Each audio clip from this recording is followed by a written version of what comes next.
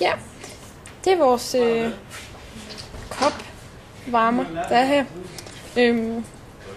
Og den kan så styres af 3 temperaturer, 60, 36,5 og 90. Men den på 90 er lige lidt svært at demonstrere, fordi at, vi ikke kan opnå en så høj temperatur med de her glødetråde. Så vi vil bare demonstrere ved 36,5 og 60 grader. Og det vil Simon lige gøre.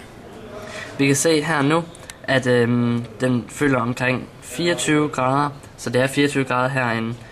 Hvis vi så tænder for den på 60 grader, så ønsker vi altså en temperatur på 60 grader, hvorefter den skal slukke. Og så glødetråden, den begynder at varme, og man kan se, at den bliver hurtigere varmere.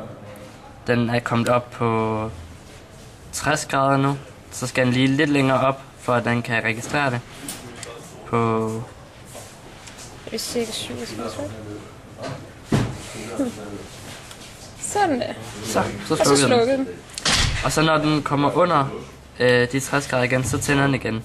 Så der er lille klik, man kan høre. Og slukket igen. Og sådan vil den blive ved. Så vi hele tiden har en konstant temperatur på omkring de 60 grader.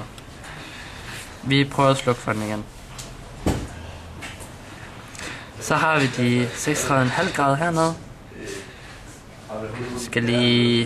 Den skal lige ned temperatur igen.